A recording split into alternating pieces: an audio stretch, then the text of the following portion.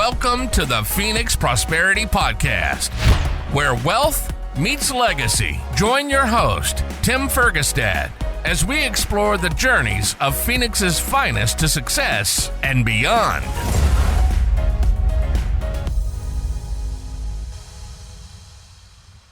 Hello, this is Tim Fergestad. Thank you for joining us. I'm very pleased to have Eric Keosky-Smith with me here today. With extensive experience on 2 continents in Silicon Valley and now helping grow the Arizona ecosystem, Eric is a strategy, marketing, and business development executive. Welcome to the show, Eric. Thank you, Tim. Appreciate it. Glad to be here. All right, there's a lot in there, I'm sure. 2 continents, and you have a pretty extensive background beyond what I just mentioned there. Do you want to talk a little bit about some of the highlights that brought you to here, or do you want to dive right into the business development work? No, I think the highlights that brought me here make the business development discussion more useful. Okay. Because, I have a pretty strong philosophy. A lot of people say things happen for a reason. I make reason out of things that happen. I don't want to believe that my fate is tied up with somebody way up there or some corporation. So with that, okay. I've been fortunate, great quote about luck is for those who are prepared. I've gotten very lucky a number of times in my career. One of them, the first one was, had a kind of a unique space I was becoming an expert in, and way back in the 80s in technology for color monitors and terminals. Okay. Bloomberg, Reuters were starting to buy them in the tens of thousands. And I joined one of the leading companies in the world, but it was a small public British company, and I joined their outpost in the US. Said, well, maybe, just maybe one day I'll be able to work abroad. It's like I grew up in a family full of exchange students. I was an athlete, didn't have the best grades until the last few years, so I really couldn't go to exchange student program. And they hired me to do sales, but turns out my best selling was my marketing, and was able to compete with billion-dollar division of Philips, and won many times. And it got noticed at the headquarters of the company, so they pulled me over to Europe. And the great quote was, they're European, or they pulled me over to UK, and they said, we're British, we don't understand Europe. So instead they hired a 27-year-old kid to go do it. So and that was one of those. I was prepared. It was still a huge leap of faith. I was 9 months married, and oh boy, credit to my ex-wife, she went ahead full bore, and we thought we were moving to near London, and it wasn't. We're almost as far north as you can go, but and not be in Scotland.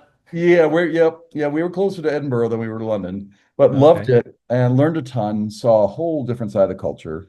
We definitely stood out in a town of 8,000 people. There were 3 Americans in the city I worked in. It taught me about being a minority. I know that sounds odd, but there was 50,000 people, 40,000 were of Asian Indian descent. I learned about great Indian cooking. I also learned that how not to be a blatant American, because I had to stay a little below the radar. So that's funny. Unfortunately, I was prepared. I was learning distribution, and Intel Europe was exploding, and they needed somebody with distribution background. So I got lucky and recruited by them. I was the first American ever hired locally. And this is where being naive helps. So sometimes you have to go into deals and things that are just too big for you to put your head around. So when Intel hired me, I knew I was the dumbest guy in the room. So I started to say, well, what can I bring to the table that's different? And one was, I looked at the world a little differently than a lot of them. You didn't have an ego in your way. Yeah, no, just the opposite. And I learned a really valuable lesson is if you give a right motivated person the budget and the freedom to go execute, and that's what I so desperately have needed in many other jobs, they can move mountains. And so I got lucky to create distribution programs that I'm told they're still talked about. A few of them I can't mention, politically incorrect nowadays, but was able to launch a product in a way that they had never imagined could be launched, and ended up beating the US counterparts for the first time in history. And this is back in the 90s. So, and then was given a move to Munich. So I had my first daughter in the UK. Suddenly we're moving to Munich, and my second daughter was born, but I was also given a product to give birth to. It was called the Pentium processor. So And this is where the belief in yourself, you just have to know there are some things you're not going to know, but you still have to forge forward. And Right. I was given a huge budget by most people's standards. But the American vice president, who was a genius, far smarter than I, still had it wrong. He wanted me to launch our product in 3 countries in 3 languages. And having been in Europe for 5 years, I knew this wasn't going to work. So I spent half of my time playing politics with the Germans, the French, and the English, saying, I need to take some of your budget and put it into other countries. And the lesson I learned there is if you do it properly and plan ahead, it works. So I ended up doing a 7-language, 11-country campaign that blew the doors off Europe. And I loved it. I was being entrepreneurial at the same time working for a company that you might remember Intel in the 90s was incredibly powerful. Yeah. They were NVIDIA of its time. Yep. So next lesson was it's not always the same on the other side of the pond. I begged to move to the world headquarters at Intel. I got it. And I got there, and within a year, I was miserable because I didn't have authority. I didn't have budgets. I didn't have the ability to just go do things, and realized I'm not a Fortune 500 guy. So being able to then shift, I kind of got into the edges of Intel, and that's when I really started to find my entrepreneurial blood start to boil. And I'm in the middle of the whole .com boom, so left to do a startup, and learned some interesting lessons on that. So that startup is what brought me to Arizona. And fighting and kicking, I didn't want to come, but all my money was tied up in the startup, and I kind of was given a no choice. So got down here and spent the first few years trying to find out where are the techie types. And then Ed Nussbaum, a lot of people in town know him in Phoenix, great intellectual guy and great business mind when it comes to business ideas. So we leaned in with him, and I learned a lot. I realized that I knew very little about business models, and he learned a ton. And finding people who are willing to share and expect nothing in return are one of the best reasons to do networking. Right. And the lesson I learned there was, one, have conversations, listen, don't dominate. But one of the biggest mistakes in my career was leaving Silicon Valley without my Rolodex intact. The LinkedIn didn't exist yet. Right. And I was an early Pilot user. So I had my Palm Pilot in my hand, but I didn't take advantage of the network I had created. And that was one of the biggest mistakes. Don't walk away from it. So I fixed that here. My network's pretty huge in Southwest now, but it took 10 years to recover. Okay. Yeah, okay. I know you like to do networking and you believe in it, and I'm a slow learner. It took me a while to appreciate it coming from an academic background, but yes, for sure, it's your network is your net worth sort of thing. You can really add value, and I enjoy just connecting people, helping people solve their problems. So do I, and just do it with an open heart. I don't always appreciate people who say, "Well, just do it for the right reason," is my view. And some people take a religious view of it and do unto others because good will be done unto you. It's like, no, just help others. Because it's the right thing. It's the right thing to do. Exactly. And yeah, good things will come as a result of Right. it. Don't make that your motive. So. Right. Okay. Excellent. So, how did you get into the space where you are now, the business development space? Well, I've always had a knack for, well, I should not always. In 95, I started to develop the sense for connecting the dots and seeing business models. I was fortunate. I got the chance to sit in front of Bill Gates a few times.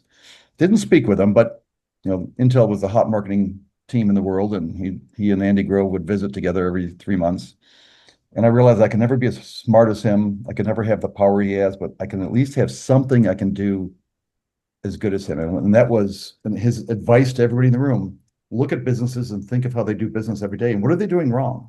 And I've seen that advice repeated now by many over times, but he was one of the first ones who was powerful about that. So the connecting the dots thing was always of my interest. And it's now become the main muscle. And the other one was I kept getting stuck back in sales. I'm not a good salesperson. The people who do it day to day and can make 40 phone calls or answer 80 emails and stay on top of it all, they're gods. If you find them and they're good at it, hire them and keep them. I was good enough, but what I was better at was really the business development side. And to me, business development is three legs of a stool. You have to understand marketing, you have to understand strategy, and then you also have to be good like this with connections and communicating with people, and most importantly, listening. So it was really kind of chewing at me in about 10 years ago. And so I started my agency as a kind of a side project, thebusinessdevelopmentagency.com. It's small. I'm very select about people I work with, but I kept working for others as either a full contract or an employee. And those didn't always pan out so well. I got some great experience. Fusionsoft, now called Keep, and Clayton Mask, they gave me a chance. And my favorite boss of all time, Kathy Sachs, gave me a chance to go speak on stage and teach small businesses how to better run their business. And what I realized is that the less I sold, the more I educated, the more we got business. Huge lesson in that. Selling from stage by educating others, whether it's podcasts or face-to-face. And I loved doing it. I was terrible at first. I was petrified by the microphone, but it was my job. So I kept doing it. Okay. And in the end, I think a lot of people thought I was pretty good. In fact, our sales at Infusionsoft went from Arizona was diabolical. We were bottom 10. And by the time the 2 years was up that I was there, we were number 2 behind Texas in total sales. So it worked. And for me, I felt great about giving back to people. Now, there was that, yes, I was still trying to get sales, but you're doing it subtly. That was a good lesson. So I kept leaning into that, but I had done 2 startups that didn't make it. I had, quite frankly, a lot of money I still owed. So I had to work off that debt. Huge mistake was going 4 years, taking no salary. I strongly recommend people not to do that. It's common knowledge now, pay yourself first. I paid others, and I felt good. I had good teams, but it created quite a hole I had to dig. So I kept having to work for others. But then 3 months ago, I got a bit of an unexpected email from my boss over at U-Haul, and the division I had started for them, they decided just to stop. They did a lot. It was a restructuring of the company. And I woke up the next morning unbelievably refreshed and realized I'm now ready to go do full-time fractional marketing strategy and business development for people. I love big deals. I love looking at the worlds where you can see relationships that are so strategic and obvious, yet many people miss. Right. That's the power of having a fresh perspective coming from another industry or something. And one of my favorite, one of the vendors I was trying to get desperately to get into to U-Haul, and I ended up helping them get there, referred to me, it's on my LinkedIn, as a strategic instigator and agent of change. So, the agent of change, I think, is a little too pompous, but instigation, absolutely. I don't think anybody debate that about me. And so the business development agency idea is I'm fractional, and right now I almost fully booked, but with companies, and the important thing is companies, and most importantly, people that I truly want to help. I found my purpose in the last 3 months through what could have been a very difficult time. I was working for a Fortune 500 company directly for the CEO and chairman, and parting ways could have been painful. Instead, it was a breath of fresh air. And my purpose, I realized, is I want to help those who are helping others. I also had joined a board just a few months earlier, a nonprofit, great organization. It's called The Worker, or St. Joseph The Worker, based here in Phoenix, and they put marginalized people back to work. Okay, excellent. World-class CEO. She's been there 2 years. She's already voted nonprofit CEO of the year, as is the organization, Carrie Masters. But that's when I started to find my rhythm. I thought, wait a minute, I'm not the person, and I hate to kind of admit this, I can't go shake hands every day with people who are, let's just say, homeless. But I sure as heck can help those who are doing so. And that's my real strength, and I can scale myself more that way. So I've honed in at this age, found my purpose, and then helping a few companies who are helping seniors stay in their housing, stay healthier in their housing, and keep their brain healthier as well. A couple different organizations, which I found because of my networking. Awesome. Yeah, I'm Catherine Blackwell. wonderful human being, co-founder of Kahala, which if you know Cold Stone or Blimpies, you know Kahala.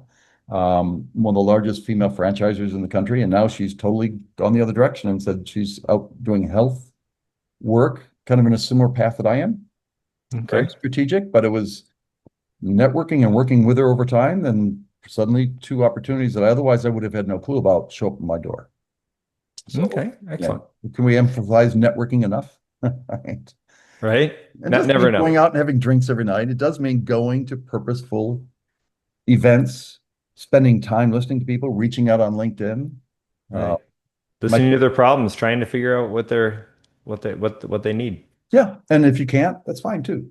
One of my little tips for LinkedIn, whenever I reach out, if I message people, I always reference the fact that I'm looking for a spam-free connection.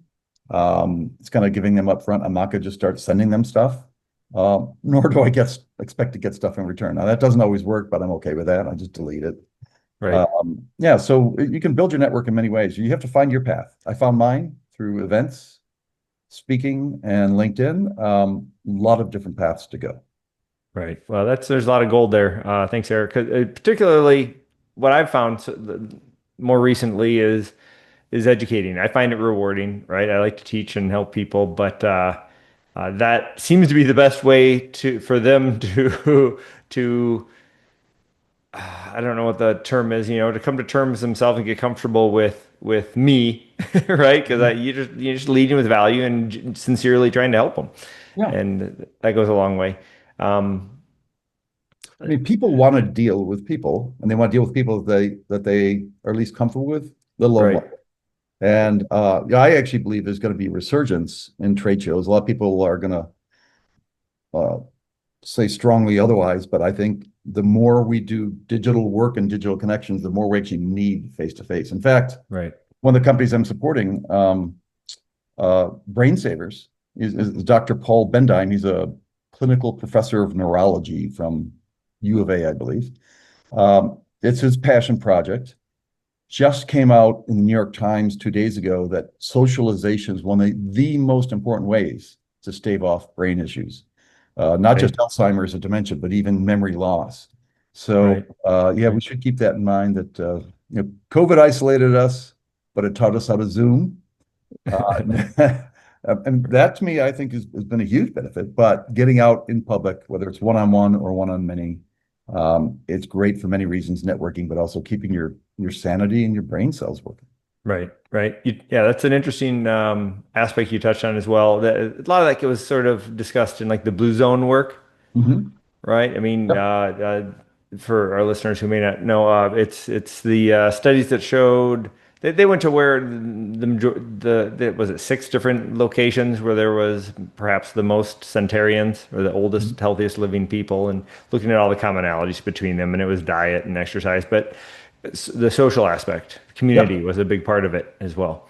Yeah, diet, absolutely. Exercise, that's what Brain Saver is actually most focused on, is a direct impact. Healthy living, all those blue zones, organic foods and non-processed foods. And it just really, it all makes sense. It almost seems silly to tell people this is how you can improve your life, but many of us, myself included for a while, fell into the trap of otherwise. So. Right. Yep, for sure. So it sounds like you've sort of had a lot of great opportunities to grow your impact with some of these new endeavors, which is awesome. Can you tell me a little bit more about the local? These local, are they Arizona based? Yeah, they are Arizona based. I will, but and with those opportunities though came a lot of failures. I've really one of the skills you kind of have to get if you're an entrepreneur or you're a single human being is learn how to get back up. Not just get back up and then get back up at a higher step. Okay. I have learned from every organization I left, even if it wasn't a failure, I've learned from every relationship I've had, and I keep adding these layers, and it's you literally don't need to slow down your learning as you get older. In fact, I'd say just the opposite. I've earned the gray hairs. I can run circles around 20 and 30-year-olds when it comes to wisdom and business experience. And they can run circles around me probably when it comes to coding and a variety of other things. But I want to, definitely a lesson for those, because there's a lot of folks out there in 40s and 50s who are having trouble finding jobs. Lean in, learn, have faith in yourself. Yeah, it's scary at times, but if you don't keep taking that next step up, it's game For over. sure. Yeah. Another aspect to that, yeah, I'd like to add is the emotional intelligence, right, and the personal communication skills that a lot of the younger people don't have through the digital age, interpersonal skills, as well as, well, what's the saying? IQ will get you hired, but EQ will get you promoted, right? That ability to, that's going to be a skill in greater and greater demand, right, as things progress, I believe. Yep, I agree with you 1,000%. I'm a classic case of this. I would not call myself the most emotionally intelligent person when I was 27 and heading to Europe. But I quickly had to modify, because there's a different attitude in every country you're in. And I literally worked in every major Western European country, at least for a day, most of them many days. And speaking with a Spanish distributor versus a German professional, or my customer in Switzerland, which I almost lost our biggest deal in 5 minutes, as I Oh, geez. went down the wrong path. I learned to recover. But it kickstarted my emotional intelligence growth. Before that, I was an idiot in that space, to be honest with you. I think my Okay. ex-wife might agree with me on that. Um, and also stay good friends with your ex-wives and ex-husbands if you Right. can. Yeah. Um, I can empathize with that too. I was very good and successful, and that meant I didn't develop those skills early on. And I was like younger people are. I was pretty selfish, right? Which doesn't lend to emotional intelligence either. You don't really you're too self-absorbed. You don't really care what other people feel and think. yeah, and that's an interesting point about early success. I hadn't thought about that, but it will mask a lot of problems or lack of growth you have. And that's why Right. those failures happen. Okay, you need to cry a little bit and suffer for a few days, fine, but pick Right. yourself up. And Yep. a lot of people may say, well, you can easy to say, but no, I've done it many a times, and I've got many friends who can attest to that. So, but so That we're was interesting about these connections, and it is even our connection. Kathy Blackwell, I mentioned Catherine Blackwell, who was already heading in a space of consulting for others. When and I got a phenomenal experience. I'm grateful for what happened for me at U-Haul. Um, I brought U-Haul into the multifamily space because we were not talking to the businesses that 40% of our customers lived in. We were a okay. PC company. Can you expand on that? Yeah, So for our listeners, it's people who are moving from apartment complex in or out. yeah. And that's 40% of the U-Haul customer base, but we never spoke to the people, the building owners. And to Okay. me, as a B to B to C is a logical extension. So Right. I convinced them to do their first ever external software investment.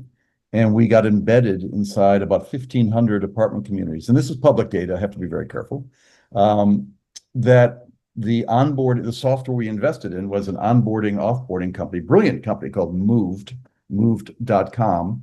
And as you signed your lease, all the stuff you needed to do was there in one place. You didn't have to go talk to somebody 10 times a day. The front desk loved it. And that was kind of a coup for us because we were the exclusive do-it-yourself moving provider within this interface. All right. But it also taught me a few things. One, the biggest opportunities in the world can be staring you right in the face. I went to this trade show called Apartmentalize, silly name, extraordinary show. And when I told people I was from U-Haul, not a single person didn't want to have a conversation with me. And it took me 2 hours to figure out we should be in this space. There's 1,000 opportunities out there that people are missing because they're too close. Like you said, Right. external perspective. I Yep. needed to find They're in the frame. Yeah, I need to add more value to the company, and that was the way I did it. But then in leaving, it turns out the multifamily space, where I've got just some tremendous contacts and some experience, has really come into play. I'm now engaged with a portfolio entrepreneur, Dr. Eric Luster. He's here in Phoenix, highly decorated as a under 40. He was a Bronze Star. He's got patents Oh, wow. around products to help when it comes to both predicting concussions or checking on concussions and predicting falls, particularly for seniors. Falls are the number one reason I believe that they die earlier is if you break a bone or Yep. in your legs, you're in trouble. So he figured out a way to improve the quality of their life and in the multifamily space, doing it low-income housing. Um, you probably know better than I, low-income housing isn't necessarily a place you go look to and run to invest. But the US government actually has one program I believe in is their HUD program. They figured out it's far less expensive and far better for society to help these seniors who want to live on their own to stay put in the apartment buildings they're in. So Dr. Luster rebuilt a property out in Glendale, Arizona, put about $6 million into it. He was able to get a loan because the government said, yes, this is a viable build. And then these seniors who live there who pay 30% of their income, so it's fixed for them, get a better location. But more importantly, he installed telehealth systems and other monitoring devices that are not personally invasive. They're all HIPAA compliant to give them better insights and give us better insights into their present health. So then, by the way, the device he created for concussions can also be put in a leg sock, a compression sock, which most seniors have to wear, and it will judge their gait over time. We can predict that they're likely going to be a fall victim weeks before it happens. It looks the telehealth system, gets them an appointment, which may be right down the hall or up in the elevator, one floor, and get them in touch with a doctor who's going to specialize in whatever might be ailing them without them having to leave the site. And it's great for the doctors. It's great for their health. And by the way, the building owner, their valuation's gone up rather dramatically because the government says your value is now this much higher. You can charge us, the government, more rent to keep these people in place. Wow. Yeah, that's the right types of incentives that you don't hear about very often, but that makes total sense. And that's an incredible program that you can preemptively, this is what, Western medicine has kind of struggled at. We're really good at fixing you once you fall quickly and acute things, but the preventative stuff has been a struggle. So that's awesome. You've nailed it. And waymarkgardens.org, actually the website, he doesn't even have to have a website. He's got 100% occupancy, 18-month waiting list, and no effective marketing. But the company that runs it, the nonprofit, is called Senior Rising Homes, seniorrisinghomes.org. And that's where I'm tied into as part of my consulting. I'm their C-suite EVP of business development, but loving it. And part of the finding your purpose.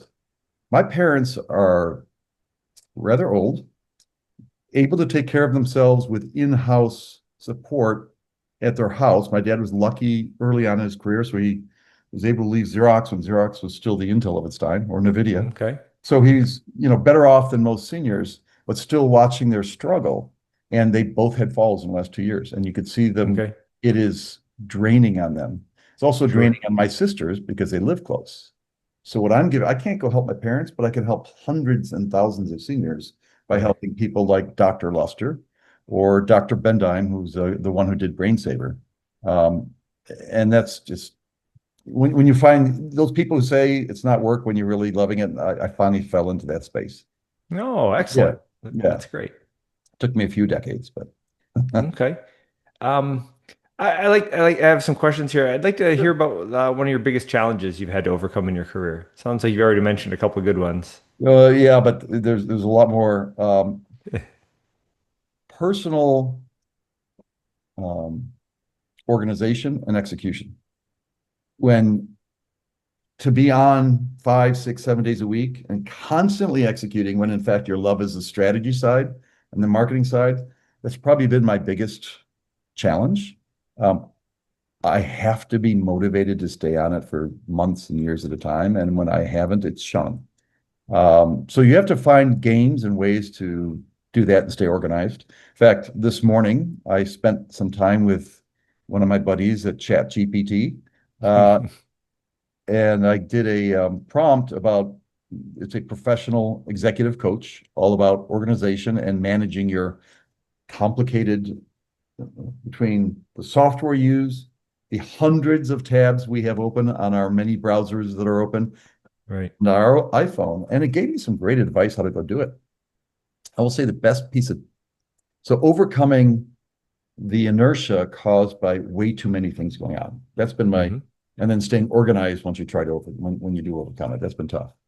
And the other, did mention earlier, just a real thirst for doing startups.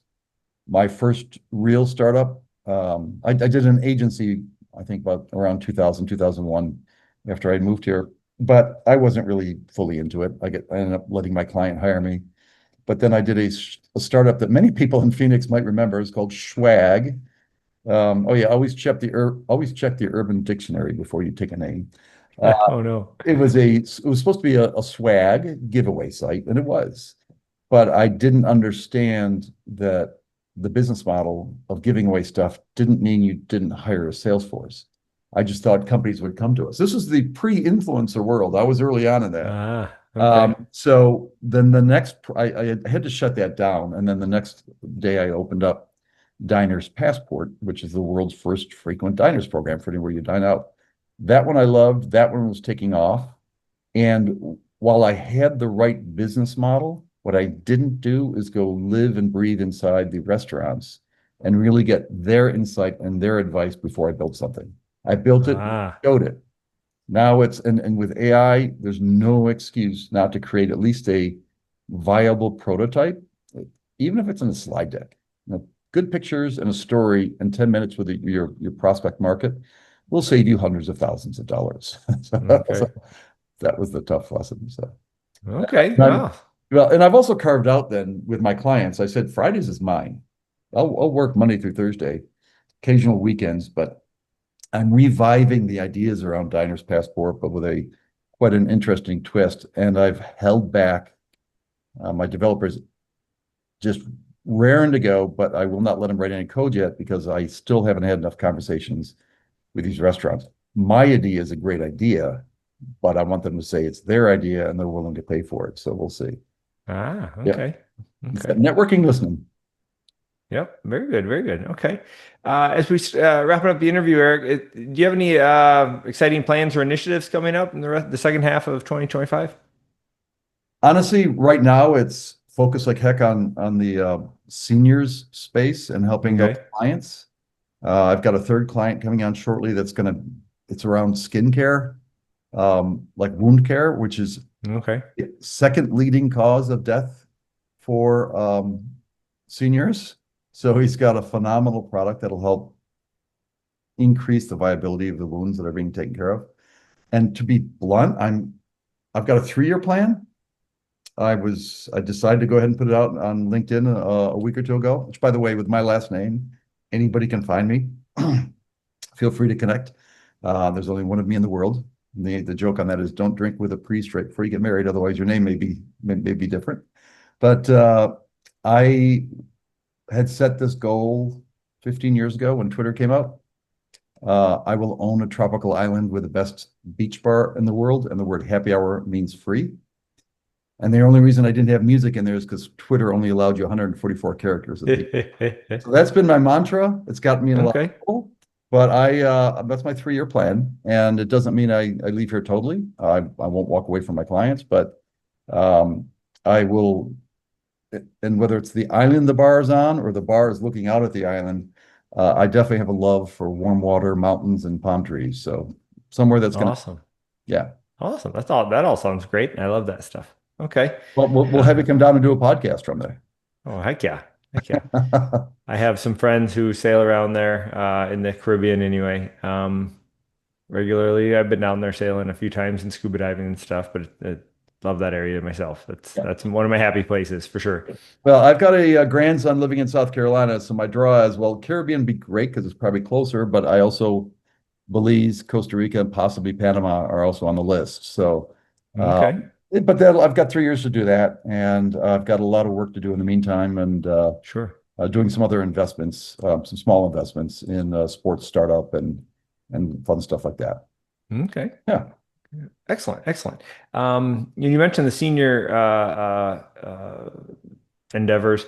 That Yeah. was something I've looked into a lot. But they're my wife's favorite patient population. And so when I was looking to do some care homes, she was all excited and on board with that. And I tried pretty hard for that for a while.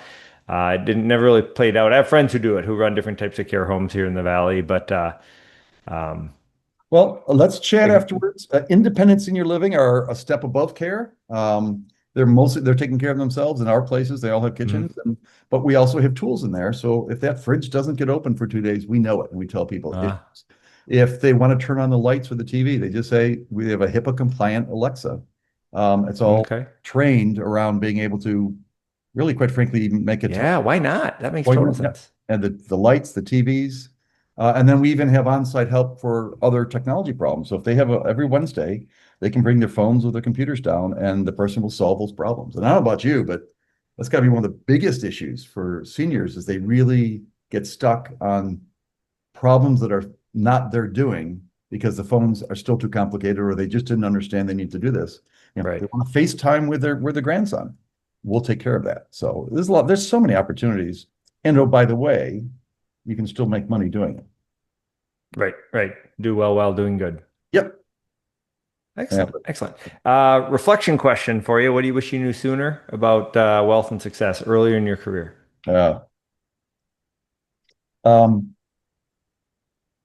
Don't be so willing to spend it until you're rock solid. Take the income even if you're doing your own startup. And pay more attention to it. Money is a means to an end for me. And I want to regain the total financial independence I had for a while back. But I think pay more attention to it. And there's so many tools available to do it today to help you. Right. So, okay. Yeah. Okay. The Richest Man in Babylon is kind of one of the older ones, but more recently, what's popular is an accounting model called Profit First. Are you familiar with that? I'm not. Oh, are you familiar with the Savannah Bananas? Very much so. Okay, yeah. So they're in the book. They're one of like the poster children for using that accounting that got them positive and helped grow that club. Yeah, that's a great story, and that's one of my other the huge influences. And this just came up today with my friend Catherine. Blue Ocean Strategy. It's not necessarily about investing in stocks. It's about investing in new companies and your own companies. And it's strong. It's a really dry book, but it's probably still the best strategic marketing book I've ever read. And it's about adding value and subtracting costs. And for a while, Southwest was that company who did it best. But there's still so many opportunities out there to hit these larger companies where they can't even see. Add more value and at the same time extract as much cost out. And a 5-10 person nimble company using a lot of AI, I think there's 10, 50, $100 million businesses out there that are staring you in the face. Greg Eisenberg, who I follow very closely on LinkedIn, keeps saying, go for the boring companies. And I think he's right. Find the boring things that people hate to do and they have to do it over and over again. Automate them, reduce costs, add value. Right. I've had some pretty interesting people on the show who I think are in that space and have that same sort of idea. Shannon Valancourt or whatever. He has a logistics company, for example, right? And it's similar, right? A lot of that you can automate, and a lot of it's not going anywhere. You still need to ship things, things like that. A lot of spaces like that I think can be optimized for sure. Some more room in there. Cool. All right, good stuff. Thank you, Eric. If people would like to connect with you and learn more, you mentioned LinkedIn, but is there anywhere else they should go, or what can they do? Yeah. The Business Development Agency, all one word, .com is me. I have my cell phone numbers on there. LinkedIn, I respond. Just don't spam, unless it's really, really good spam. I'm open to opportunities. And then my email is Eric at the business actually it's not. It's Eric at bizdevguy.co. Okay. Because I was sick of really long names and really long URLs, so I kept it short enough. Okay. Excellent. Yeah. All right. Well, this has been great. Thank you everybody for listening and watching. Thank you very much, Eric Keosky-Smith. Did I say it right? Yep. All right. Thank you, Eric, for joining me today. Very much appreciate you spending your time with us and sharing your insights into success and some very, very solid impact here in Phoenix. That's great. Well, thank you, Tim. Enjoyed it very much. We'll connect later. I'll introduce you to Dr. Luster about that. Oh, yeah. Yeah. That'd be great. Thank you. Senior Thank you, Rising everybody. Homes. All right. Take care. Bye-bye. Inspired by our guests? Visit PhoenixProsperityPodcast.com/guest and join us on the show and share your success story with Tim. The spotlight awaits.